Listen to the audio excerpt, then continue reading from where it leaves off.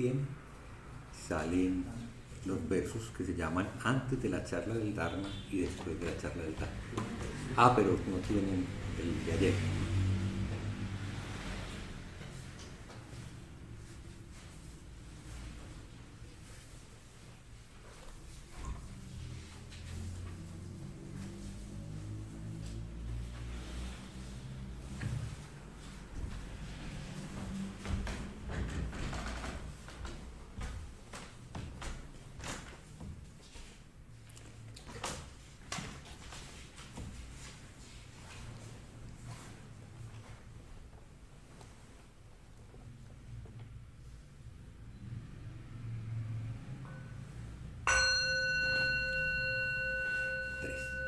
Tres veces.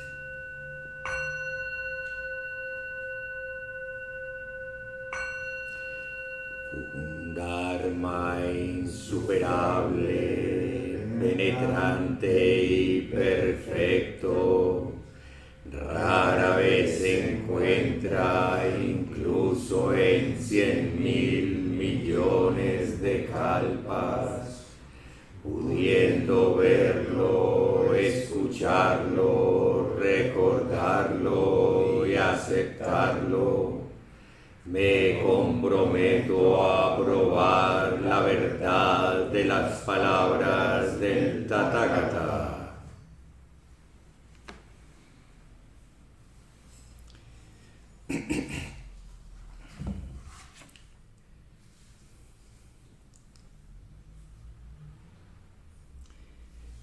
Buenos días a todas y todos.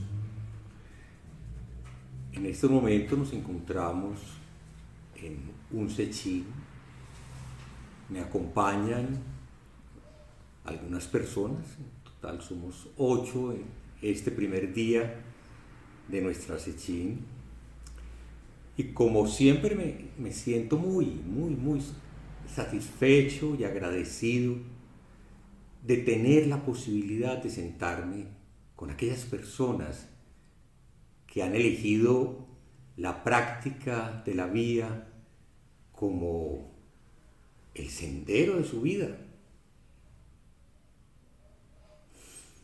Eso no es una metáfora, eso es una realidad que solo existe en la medida en que cada una o cada uno lo determina. Seguimos el camino que queremos seguir. Y cuando encontramos el camino del Zen y nos comprometemos con él, hacemos posible un sendero común para muchas personas. Gracias entonces a las personas que tienen este sentimiento y tienen esta prioridad en su vida. Por ellas podemos ser un lugar para la vía del Zen en Medellín, en Colombia. En este momento no es el más grave ni el más difícil, pero sí muy importante para los seres humanos que lo estamos compartiendo. A partir de hoy, y por eso intencionalmente estoy dando la posibilidad de que estas charlas sean vistas por otras personas, quiero compartir algunas reflexiones alrededor de los preceptos en el Zen y más ampliamente en el budismo y todavía más ampliamente en la vida humana. No será la primera ni la única vez que dediquemos tiempo a pensar, a hablar, a discutir el significado de los preceptos en nuestra práctica y en nuestra vida. Como muchos y muchas lo saben, Yukai es la ceremonia de ofrecer y recibir los preceptos. Kai, literalmente, es preceptos. Yo no estoy seguro, pero creo que es el verbo que habla de ofrecer y recibir los preceptos. Muchas personas manifiestan, a partir del entusiasmo que les genera la práctica de la vía, en particular la vida del Zen, que es la que compartimos, su deseo de ordenarse. La ordenación pues tiene un carácter solemne, un carácter muy significativo, muy conmovedor para quienes la han presenciado alguna vez y pues inspirados seguramente por estas emociones, por estos sentimientos nobles, manifiestan el deseo de ordenarse. Entonces, yo y cualquier persona que dirige una comunidad frecuentemente somos solicitados en términos de me gustaría recibir los preceptos, me gustaría ordenarme como bodhisattva, me gustaría estar en un yukai. Y el despertar de este sentimiento sí que me parece completamente conmovedor, que haya algún grupo de personas, siempre voy a decir son muy poquitas, versus la totalidad del conjunto general de personas que practican, y todavía más significativo si pensamos en la totalidad de personas que viven en una ciudad como la nuestra, con unas condiciones, con una historia como la que la mayoría de nosotros conocemos y compartimos. Sí, eso es algo maravilloso. Yo diría que realmente para mí tiene el significado de un milagro, literalmente.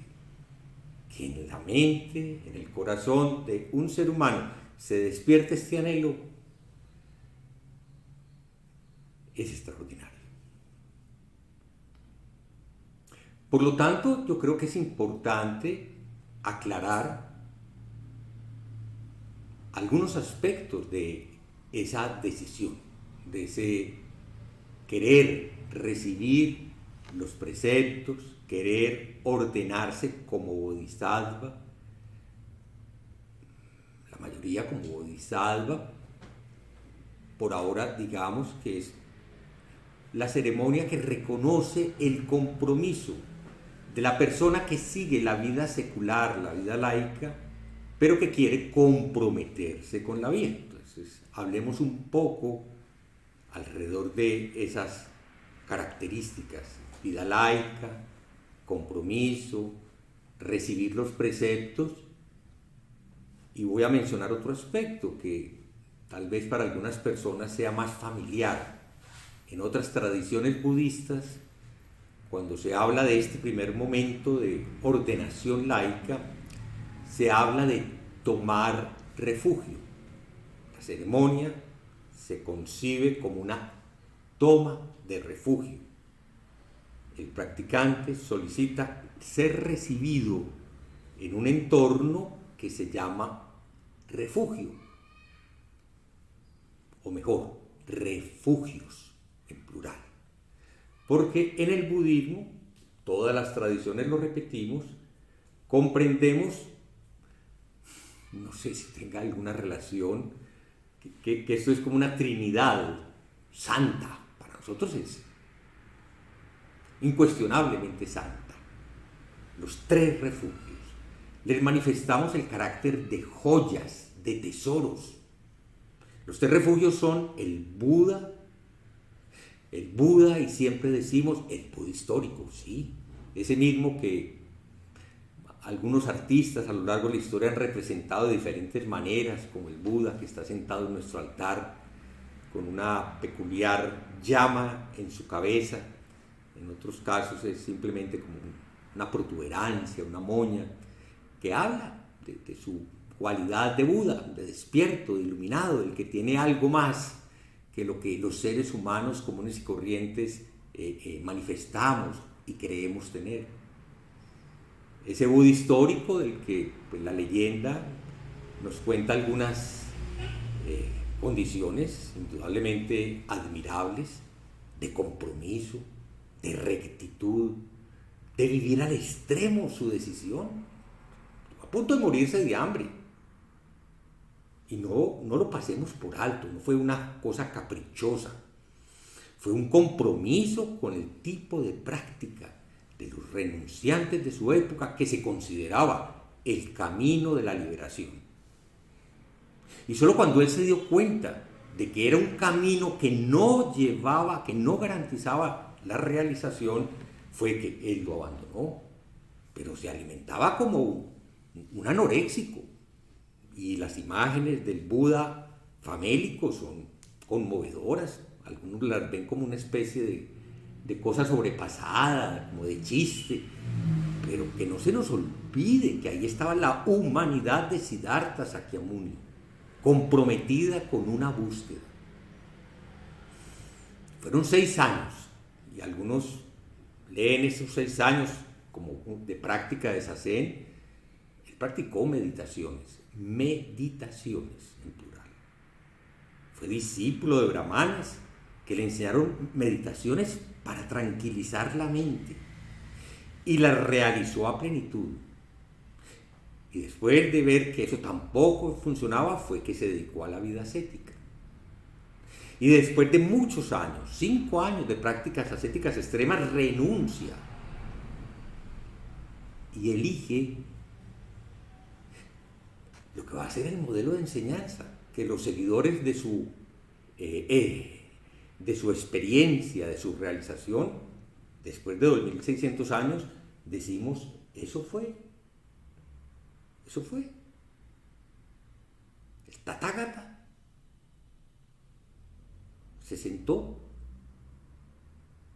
bajo un árbol.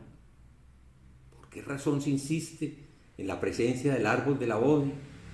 Digamos que es algo muy profundo, que podría explicarse de muchas maneras, pero por ahora simplemente dejémoslo como símbolo de rectitud. Se sentó con el compromiso inquebrantable de no levantarse hasta no haber comprendido, hasta no haber realizado. Y no me voy a extender ahora en lo que él vio, simplemente quiero recordar que lo que él vio en esa noche del despertar tiene directamente que ver con los preceptos.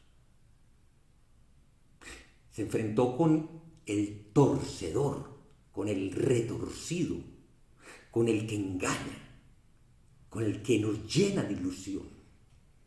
Mara.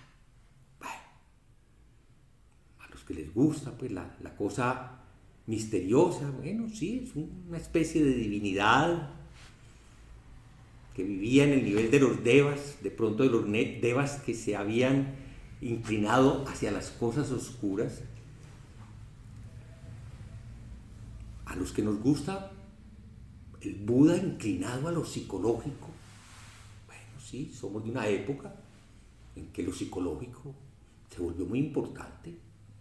No todos entendemos muy bien las diferencias entre unas u otras escuelas, pero todas buscan comprender la mente, cómo funciona nuestra mente, enredada en las emociones, atrapada en las creencias, en las ilusiones.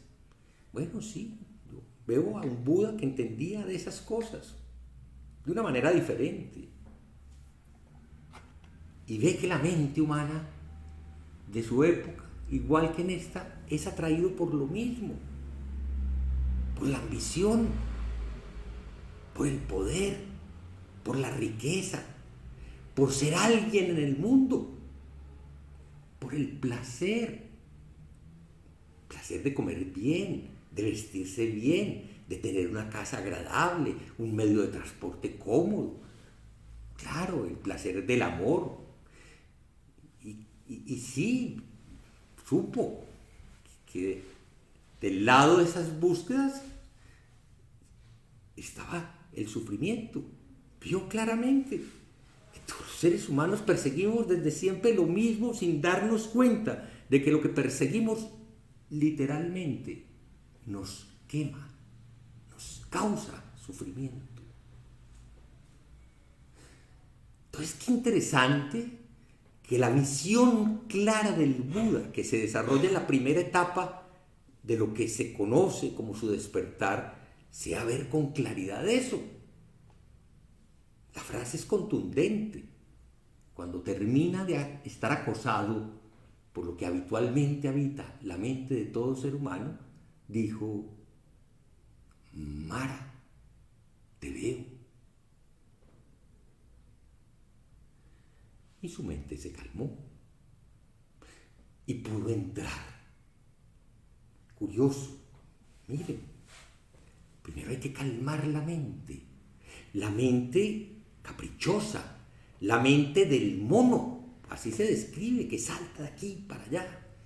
Esa mente que a todos nos asalta justo cuando tenemos un compromiso con el Dharma. Creo que todos sabemos que, pues, aún queriendo practicar, aún queriendo dedicarnos a la vida, el mundo está lleno de cosas que nos llaman, ven para acá, ven para allá, te necesitamos, mira esto, te gusta aquello. Y no podemos o no tenemos la fuerza suficiente para evitarlo. Vamos. Y así vivimos, queriendo y no pudiendo, queriendo y no pudiendo. Es bueno aprender que Buda se sentó a contemplar eso. Abrió un espacio para incluir la forma en que nos perdemos, la forma en que seguimos la atracción del mundo, la forma en que buscamos ser algo en el mundo, llegar a ser algo.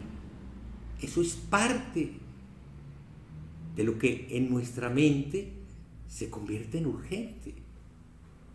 Cada uno sabrá qué es lo que lo mueve, qué es lo que no lo deja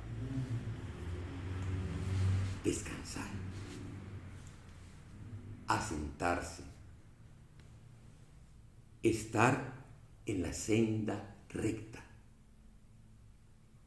Quise intencionalmente titular esta sechín como sentarse, ser recto, sentarse recto. La realidad de nuestra práctica, y vuelvo a poner el árbol, es inevitable, ahí está detrás, su tronco erguido, como si fuera una sombra o como si fuera algo que sostuviera la misma voluntad del Buda al sentarse, o la voluntad de cada uno de los que vienen a Sechín, de encontrar el ser recto. Claro, y la pelea es todo el tiempo con este cuerpo que se nos dobla, que se nos retuerce, que se nos voltea, que pierde la energía, que se va, que no es capaz de permanecer asentado sobre sí mismo.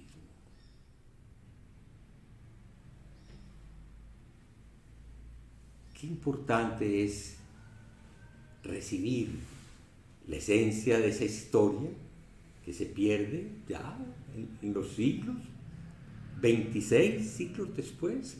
Es extrañísimo que esa historia siga produciendo tanto eco, tanta suscitación, tanta invitación a encontrar algo esencial. Y sí, lo esencial está en cada uno. La conclusión de Siddhartha Gautama, después de 6 años de búsqueda, de insatisfacción con lo que recibía, pero no lo despreció tampoco. Buda nunca dijo, mis maestros anteriores estaban equivocados, esa es una práctica inútil. Nunca despreció el ascetismo, simplemente consideró que no llegaba al lugar al que se pretendía que debía llevar al que lo siguiera. Y los ascetas de su época siguen todavía practicándolo, pues esa enseñanza ha perseverado. El jainismo es un ejemplo de una religión contemporánea. El Buda dialogó, el Buda compartió con los jainistas y simplemente se separó.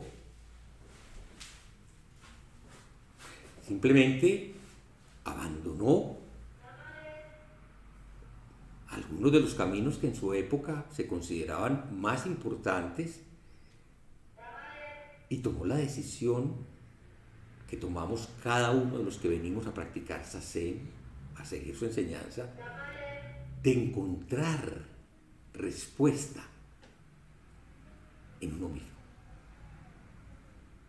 Cuando cada uno en la Sechín está sentado contra la pared, no está esperando, y si lo está haciendo está equivocado, que el que dirige la Sechín venga y lo ilumine. Así no funciona. Cada uno está enfrentado a la misma tarea. Seguir, vamos diciéndolo así, unas pautas, unas reglas, sí. Muchas personas les parece terrible que el Zen esté lleno de lo que consideran un montón de reglas inútiles, que tienen que ver con nuestro comportamiento, con nuestros gestos, con nuestra forma de sentarnos, con nuestra forma de comportarnos en el tiempo en que estamos juntos, con nuestra forma de comer, de tocar la madera, de ir al baño, de comportarnos, vuelvo a repetir, de conservar el silencio, de invitarnos unos a otros a mantenernos atentos y presentes. Sí, hay reglas, hay preceptos. Finalmente, luego me extenderé en el detalle de lo que llamamos nosotros los 16 preceptos alrededor del reconocimiento de la importancia de este resumen. El Vinaya, las reglas de los antiguos monjes que vivían con el Buda, a medida que la comunidad iba creciendo, pues iban creciendo los problemas y seguramente la conclusión es, bueno, al que llega le tenemos que explicar que aquí los que estamos seguimos estas normas de conducta, nos comportamos de esta manera, porque bueno, ya en la época del Buda había muchas tradiciones extremas de todo tipo, algunas lindando en el libertinaje total, otras lindando como el ascetismo en la restricción total. Y el Buda, les recuerdo, propuso la vía del medio, la senda media, Madhyamika. Algún día estudiaremos la importancia del Madhyamika, Madhyamaka también se dice, en la historia posterior al Buda y de conformación de lo que son nuestros linajes Mahayana. El Mahayana es heredero de la vía del medio y eso no es para pasar por alto, la vía del medio. Sí, nuestras reglas están puestas para darnos ruta, para aclararnos dónde estamos, para aclararnos de qué manera hacemos las cosas, pero no están hechas para seguirlas de una manera ciega. No están hechas para obcecarnos en un cumplimiento estricto de lo que se hace, ni de cómo se hace. Están hechas, y aquí viene una palabra que espero que todos mantengamos siempre presentes, para ser observadas. La observación es lo más importante de nuestra práctica alrededor de los preceptos. Observación. Cuando hablamos de observación, claramente está la connotación de cumplimiento. La observación de algo es el cumplimiento de algo. Pero nunca dejemos a un lado su significado etimológico. Observar tiene que ver con nuestra capacidad de ver claramente, ampliamente. El que observa abre su capacidad de recibir. De ahí que una definición muy bella de nuestra práctica, específicamente de Zazen, sea la inclusión de todo. Así es la mente del que observa. Puede incluir todo. Y dejemos eso porque volveremos sobre la inclusión de todo más adelante. Hablé de 16 preceptos. Hay 3 preceptos fundamentales, que es muy curioso que se expresen en la categoría de preceptos, pero espero que poco a poco todos vamos viendo como en el Zen el círculo siempre se cierra, empieza uno en un lugar, da la vuelta y termina en el mismo lugar. Los tres primeros, los tres preceptos esenciales, son los tres refugios. Sí, porque el corazón de nuestra observación está dirigida al significado en nuestra vida de los tres refugios. Somos capaces de ver al Buda, de ver la naturaleza de Buda en nosotros mismos. Allá afuera, en la historia, en el tiempo, está el Buda histórico. Y luego dijimos, y todo el que realiza la naturaleza de Buda, igual lo consideramos como un Buda. Entonces hacemos una secuencia. Esta mañana recitábamos la secuencia de las ancestras, es decir, de las mujeres Buda, empezando por Mahapajapati, la madrastra del Buda, y haciendo, bueno, eso fue un rescate histórico porque la mujer había sido borrada, al menos en su nominación como encarnación del Buda. Parecía que era patrimonio exclusivo de los hombres, y el primer zen que yo practiqué seguía hablando ese lenguaje patriarcalista de los patriarcas, como si lo único que hubiera existido en el zen fueran hombres y lo único que hubiera existido en el budismo fueran hombres. Qué tristeza, el budismo cayó en la misma trampa de todas las tradiciones religiosas patriarcales. Puso a un lado la presencia de la mujer. Hoy en día, en medio de la confusión de la época, una época confusa, ayer había mucho dolor en los Estados Unidos y en el mundo entero por un tema muy sensible, y era el tema de yo no sé cómo finalmente se interpretan las leyes americanas, pero sí se le quitó al aborto el reconocimiento de un derecho de la mujer de decidir sobre su cuerpo. Había sido en el año 70 y yo no sé cuánto elevado a esa categoría después del justo reclamo de una mujer. ¿Cómo es la historia? Que mintió sobre la causa por la que solicitó un aborto. Dijo que era porque había sido violada. Resulta que no había sido violada, pero ella utilizó eso para hacer la demanda jurídica. Luego esa misma mujer, extraña vida la de los humanos, es comprada por los evangélicos que le pagan para que diga que ella está en contra del aborto. Finalmente, poco antes de morirse, le hacen una entrevista donde reconoce que efectivamente es una mentira, que ella nunca creyó en eso, que ella estaba y seguiría firmemente convencida de que el aborto era un derecho legítimo de las mujeres, porque solo las mujeres pueden decidir sobre su cuerpo. Bueno, menciono eso porque me pareció sorprendente enterarme de cómo se monta alrededor de la mentira, pues todo un debate jurídico importantísimo. Si es legítimo o no es legítimo que la mujer decida sobre su cuerpo. Así como suena, yo creo que no acepta ninguna discusión. Pero el cuerpo de la mujer realmente es propiedad de alguien. ¿A quién le pertenece?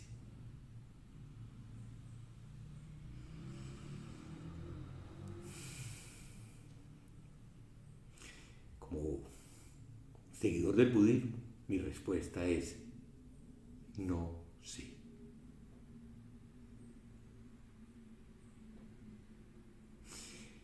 Y ahí toco y avancé un poquito más rápido de lo que pensaba el primer precepto. Recuerden, los preceptos, o recuerden no, en el budismo y especialmente en el zen, pero creo que ampliamente en el budismo, hay dos maneras de hablar de los preceptos. Una negativa, porque se dice no como algo prohibido, como una norma de riguroso señalamiento: no matar, no robar, no mentir. ¿Sí? Esas son las formas negativas universales que seguramente las sociedades de la época en que se empiezan a formular preceptos, no es que antes no hubiera preceptos, es que posiblemente no había necesidad de formularlos como leyes sociales, como principios de convivencia social. Entonces la forma negativa es fácil de recordar porque está en casi todas las preceptivas y éticas universales, pero hay formas positivas de enunciarlo. Apoyar y promover la vida. Lo mismo, pero suena distinto. A la mujer se le puede prohibir no matar la vida que está tomando desarrollo a través de su cuerpo y que en un 50% genéticamente es su patrimonio, su maternalidad. Bueno, algunos países consideran, entre ellos Colombia, que logró avanzar mucho. Ahora seguramente el debate se va a volver a poner difícil, de que sí, que es un derecho de la mujer, siempre y cuando cumpla nuevamente algunas condiciones. Se considera que un embrión antes de las 24 semanas no es persona.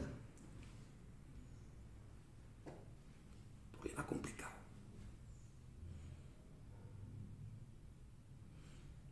Tal vez es verdad, no es persona. ¿Qué es ser persona? Es tener un rol, un papel, un personaje que representar. La palabra persona viene de máscara, tal como se consideraba la máscara en el teatro griego. Era algo que se ponía y se representaba. No, un embrión de 24 meses no es una máscara, no es un personaje. Eso lo va a empezar a hacer a medida que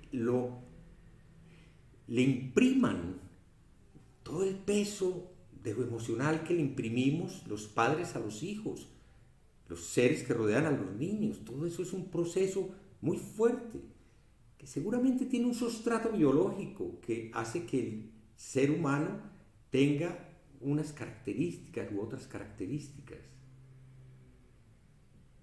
Pero bueno, no quiero tomar partido. Mi pregunta como budista es: ¿a quién le pertenece la vida? ¿Quién tiene derecho a decidir sobre la vida? Y sigo sin saberlo. No lo sé. No lo sé, y creo que en la conciencia de cada mujer que tiene que tomar la decisión de terminar un embarazo no deseado, esa pregunta es muy difícil de resolver. Muy difícil. Y sé que la mayoría de las mujeres que han tenido que tomar la decisión de interrumpir un embarazo no deseado no quedan bien. Sufren. Sufren incluso años después. Eso se matiza, eso se explica, eso se racionaliza, eso se justifica, pero no se resuelve. Entonces ahí hay un asunto, voy a decir, desde el punto de vista de la experiencia del budismo, no es fácil de resolver. Le preguntan a un budista, entonces, siguiendo la perspectiva budista, ¿los budistas apoyan el aborto? Algunos sí, otros no. No es fácil de resolver.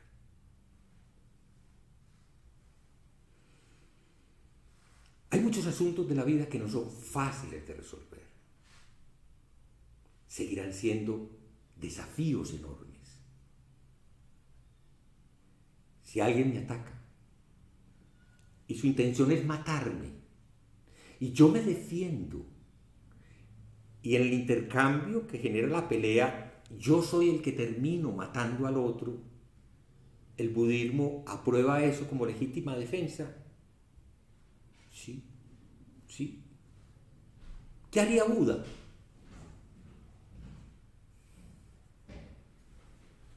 Su posición era extrema, era radical.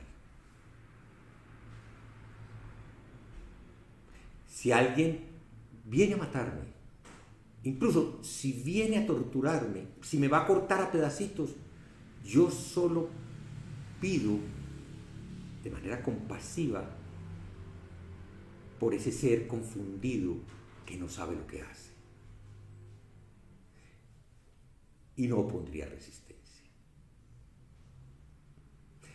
En la vida mítica del Buda, siendo un bodhisattva, un día se encontró a una leona que tenía unos cachorros y que llevaban mucho tiempo sin comer. La leona estaba anoréxica, muriéndose de hambre, y sus cachorros, por supuesto, estaban también muy mal. Bueno, yo no sé quién hace estas cosas, un Buda. Va y se ofrece para que la leona se lo coma. Seguro que esto es exagerado, seguro que esto no se ve en el mundo normal de los seres humanos, seguro que la compasión no siempre tiene que llegar a esos puntos, a esos extremos, pero cuando pensamos en los preceptos budistas, siempre tenemos que abrir nuestra mente para incluir todo. Entonces, sin entrar en más detalles, cuando hablemos, en algún momento quiero volver porque quiero atender la demanda de varias personas que me han solicitado recibir los preceptos. En noviembre de este año, cuando venga Jirryu de nuevo a acompañarnos, vamos a hacer un sechín donde va a haber varias ceremonias importantes. Una de ellas es el cierre de mi condición como Shusho, y la otra va a ser un Yukai. Quiero pues entonces dejar esto como una especie de prólogo a la reflexión que de aquí en adelante estaremos haciendo alrededor de los preceptos. Para terminar hoy, solo quiero decir que si estas personas que están interesadas en recibir la ordenación siguen en firme en su propósito, deben tener en cuenta entonces algunos criterios básicos, esenciales, que personalmente yo quiero proponer como las normas para participar en el Yukai. Primero, tener claro la elección que se ha hecho de la vía, el compromiso de dar la vida para que la vía sea posible. Si ese tipo de compromiso todavía no aparece, yo le propondría a las personas que esperen un tiempo. No hay que correr con las formas, no hay que investirse de cosas que no corresponden al momento. No todos tienen que hacer lo mismo. Yo no hice lo mismo que hizo el Buda, es verdad. Yo renuncié de la manera radical que él renunció a tantas cosas que nos entretienen a los seres humanos. Pero para los que me conocen, sí saben que cuando yo recibí la ordenación, mi vida cambió radicalmente. Creo que eso fue en el año 1990, que desde ese momento hasta ahora yo nunca he vivido en condiciones que no apunten a la práctica. Así lo hice por 20 años, cuando renuncié al que fue mi maestro y a su sangha en el año 2011. Entré en un stand-by que duró unos meses. Al cabo de 11 meses, 10 meses, nuevamente la vida me volvió a poner en condiciones de hacer que mi vida personal y la práctica se mantuvieran unidas. Y desde el año 2017, que llegamos a esta casa, nuevamente estoy y seguiré estando en función de permanecer en función diaria, regular de la práctica. Entonces, esa es la primera condición. La segunda, pues si eso se formula, si se expresa, si la vía es el camino, es lo que yo quiero hacer en mi vida, entonces que sea un practicante regular. Yo a veces soy un poquito como quejón porque quisiera pues que este espacio tan bello que tenemos estuviera habitado por muchas personas y nuestra sangha tiene muchos practicantes. Pero bueno, primero la pandemia, ahora no sé qué, la pospandemia, la confusión de los últimos meses, pues yo no veo que eso se corresponda a una presencia continua. Y algunas de esas personas que me han dicho que quieren recibir los preceptos no son practicantes muy regulares de la sangha. Entonces, por favor, tengan en cuenta esa segunda condición. A nadie que no sea un practicante regular y comprometido de la sangha, estoy interesado en hacer posible la ordenación. Tercera condición, hablando de preceptos. El camino del Bodhisattva no es un camino común y corriente. No es un camino de ponerse un rakusú cuando uno viene a practicar. Esos son adornos. El camino de un Bodhisattva es echarse al hombro la comunidad, cargar la sangha. Entonces yo espero que de aquí en adelante las personas que realmente se ordenen sean personas que están dispuestas a cargar la sangha. Lo otro, bueno, en algunos casos yo sé que puede traer beneficios, sí, la ordenación siempre traerá beneficios. Estoy seguro de que todos los que se han ordenado, incluso esos que se fueron para no volver, o al menos por estos días, ya llevan varios años y no vuelven. En el 2016 hicimos una primera ordenación y algunas de esas personas ya no están acá. En el 2019 nuevamente ordenamos a algunas personas y de esas, pues sí, la mitad, bueno, un poquito más de la mitad están todavía dejándose ver. Pues yo creo que sí, que es muy, muy importante que ordenarse no sea otra cosa que la certificación ante la comunidad de que los bodhisattvas de Montaña de Silencio somos los que cargamos, bueno, dos verbos, cargamos y disfrutamos completamente este privilegio de poder practicar la vida. Bueno, con esas tres condiciones espero que las personas que quieran recibir la ordenación y de acuerdo con ellas expresen en los próximos días su deseo y yo estoy dispuesto de aquí a noviembre a colaborar en todo lo que tenemos que hacer, cortar rakusú, estudiar los preceptos y prepararnos para la ceremonia. Bueno, con esto termino mi charla de hoy.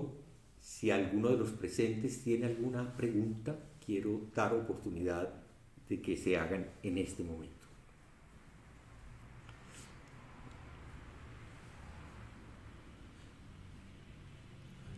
Sí, Dubái.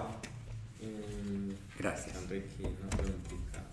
Hay algo que me ha llamado la atención pues, en el tiempo que he estado practicando y bueno, hace poco estuve en una charla donde se hablaba sobre la renuncia y bueno, digamos, si dentro de estas formas y todo el rapace es un requisito también para recibir esa ordenación o es... No, solamente los monjes o sacerdotes son los que son invitados a hacerlo durante la ceremonia al menos, hacer ese gesto de humildad que significa renunciar a la apariencia. Pues para algunos en realidad la apariencia es estar así rapados, entonces no hay ninguna renuncia, pero para el común de la gente todos tenemos un peinado, un motilado, una forma de arreglarnos el cabello, entonces sí, hay un gesto que significa cambiar ante los demás, es evidente, pero para el Bodhisattva no hay, simplemente en la ceremonia de manera simbólica, para indicar esa renuncia se corta una mechita que se guarda para eso. son los fetiches. De hecho, el Buda es muy curioso. En estos días me enteré, leyendo pues, sobre la vida de él, que a pesar de que él ya se había rapado, cuando conoce a sus primeros discípulos laicos, que son unos comerciantes, dos hermanos, ellos le piden que les regale algo para recordarlo, una reliquia. Entonces dice que por sus poderes mágicos él se frota su cabeza y salen unos cabellos que les entre 8 o 10 cabellos pues, para que guarden. Y muchas de las reliquias del Buda que se conservan son o cabellos que no sé a qué hora le salieron, bueno, es toda una historia por resolver, o huesos, o sea, que se guardan los huesos, pero no hay problema con la mutilada en la ordenación de bodhisattvas en el Yucay. Gracias, Duván, por tu pregunta.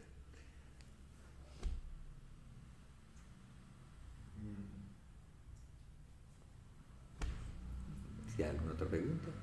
Juan, Sí. siempre escucho de 16 preceptos Okay. y yo llego hasta el tercero con las joyas. ¿No? Ya te los voy a mencionar.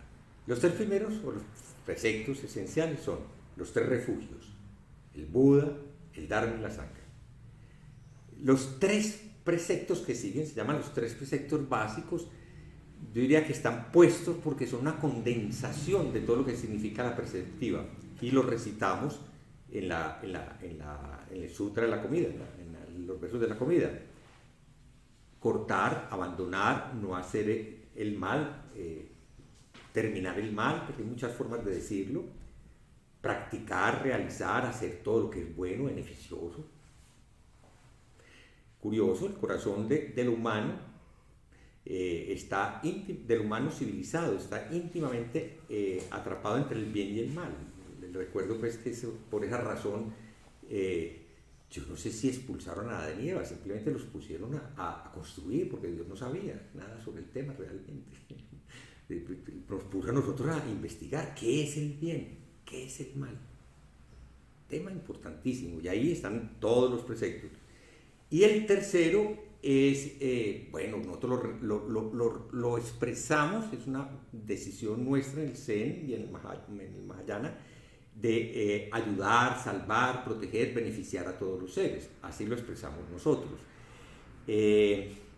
Ahora se me olvida de otra forma de decirlo, que tiene que ver más con uno, pues preocuparme de estar libre de toda falta. Algo así es, creo que se expresa en otras tradiciones.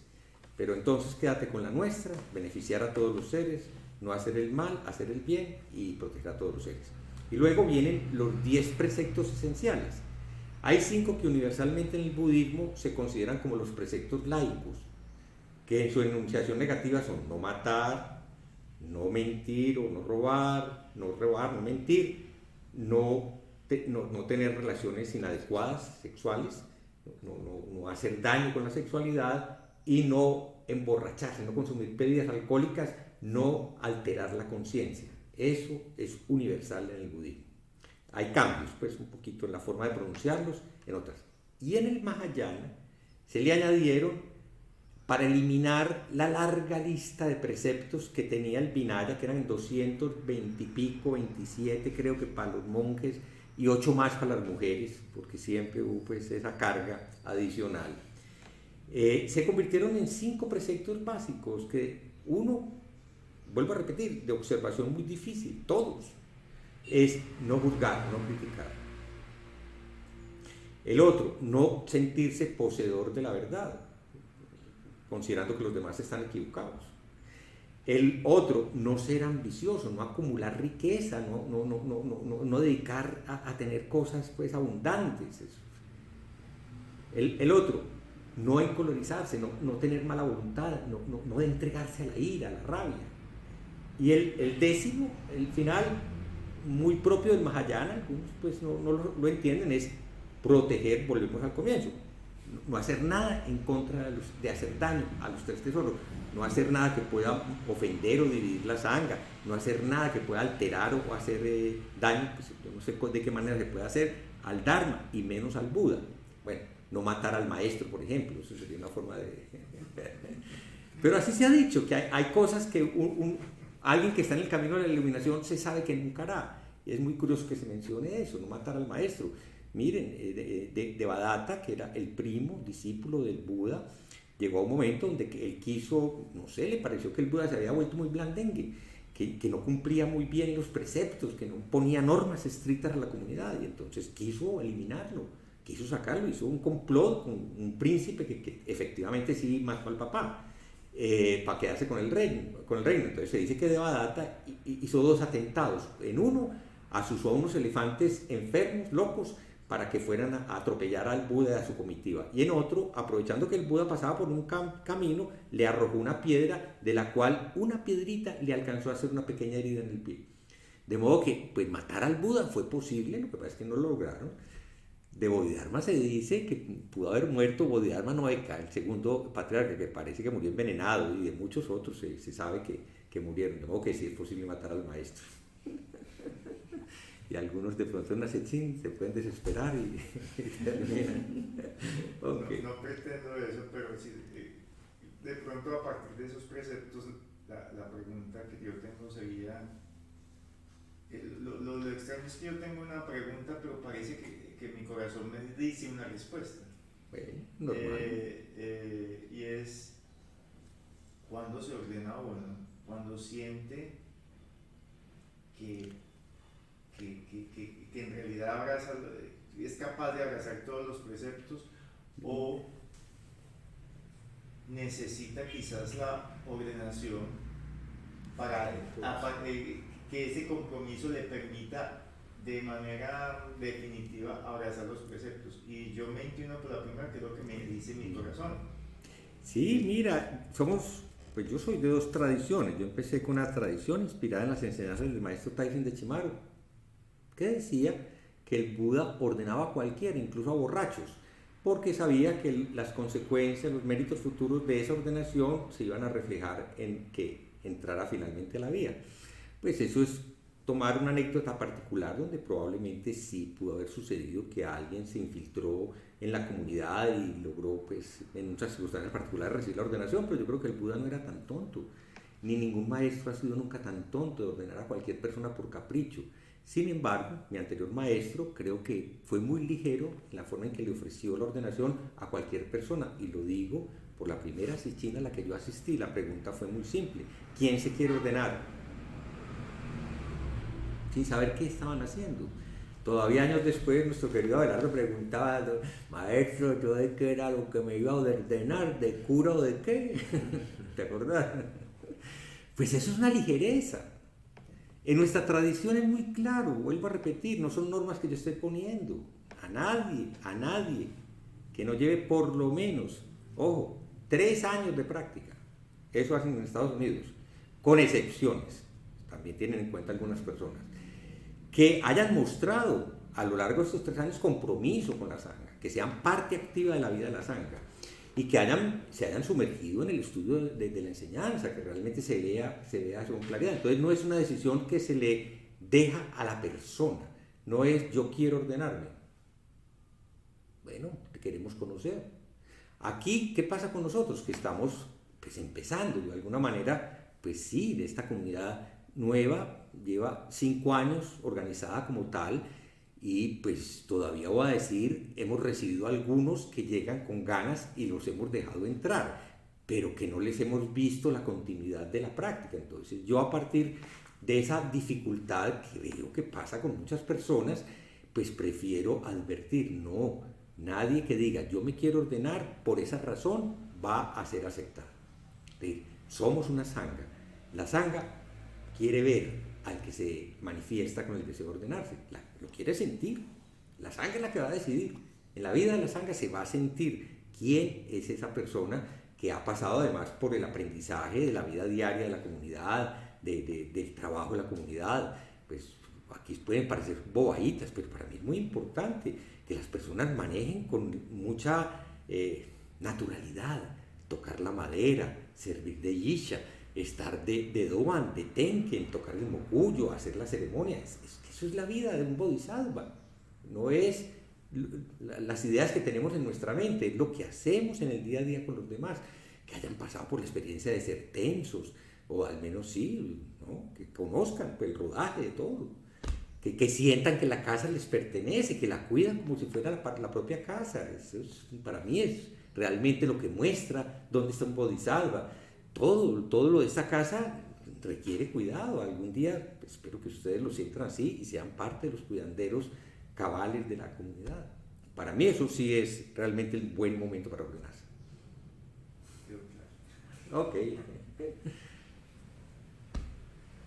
Sí, una pregunta. Pues a pesar de que el compromiso que se adquiere con los votos del Bodhisattva, con los preceptos, pues no significa que con eso hacemos una renuncia a ser humanos, y dentro de humanos está el error. Eso es algo natural. Yo quisiera saber esto dentro de la comunidad, dentro de la perspectiva budista, ¿qué implica cometer una falta contra los preceptos? Mira, el camino del Zen se define como el camino del error continuo. Y nosotros no concebimos una práctica que no tenga presente nuestra capacidad de equivocarnos con nosotros mismos y con los demás. ¿Y nuestra práctica en qué consiste? En darnos cuenta del error y poder hablar de él, y poder, obviamente, entrar a ver cómo eso se puede utilizar como un elemento de transformación, cómo se cambia. No hay ningún problema, los preceptos no están hechos como normas de obligatorio cumplimiento y penalizables. Eso no existe en el Zen, no hay penalización, excepto cuando la acción es destructiva, cuando es una acción egoísta. Si tú le robas, aprovechando que ahí están las billeteras de todos, le robas la plata a los compañeros, ten la seguridad de que yo soy el primero en pedirte no, llamo a la policía, pues, para que te apliquen lo que en nuestra sociedad es la ley, así no sea muy buena, porque pues eso es absolutamente o que tú vengas aquí a conquistar, pues a buscar la compañera que no has podido conseguir en otra parte y empiezas a coquetear, pues hay cosas que se caen de su peso, ¿no es cierto? O que vengas trabado, borracho, y pretendas que además pues se te reciba como practicante. Sí, yo creo que hay cosas que hay que mirar en el momento en que ocurren y que hay que oponer de alguna manera una barrera para que no hagan daño a los demás. De resto, no, bienvenido el error es nuestra materia de estudio. Es lo único realmente importante que tenemos es la capacidad de darnos cuenta cuando nos equivocamos. Pues, pensar que no nos vamos a equivocar es una soberbia única, ya no tiene sentido. Ese sí que es un error, porque es el único que no se reconoce, que no estoy equivocado. Ustedes son los equivocados, ese no cabe aquí. Ok. Lorena, preguntas. Yo no tengo respuestas para todo, lo único que les comparto es mi experiencia, pero sí sé que es muy importante formular preguntas en esta práctica, tener cosas que no son claras y poderlas formular. Entonces, cuando tengan preguntas, siempre estaré aquí atento a oírlas. Bueno, si quieren, pues vamos a tener otras 2 charlas, mañana y el domingo. Vamos a terminar aquí, vamos a recitar entonces para terminar después de la charla del Dharma. ¿Qué? Sí, 3 veces, toca.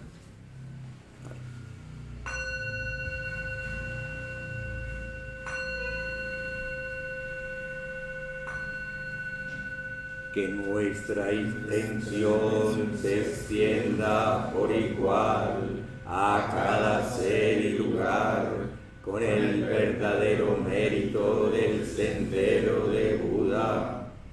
Los seres son innumerables, hago el voto de salvarlos. Las ilusiones son inextinguibles, hago el voto de terminarlas. Las puertas del Dharma son infinitas, hago el voto de atravesarlas. El camino del Buda es inmejorable, hago el voto de realizarlo.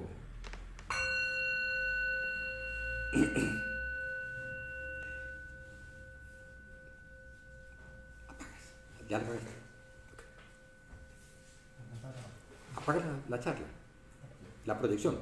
Apágala. Sí, de una vez, que no se quede ahí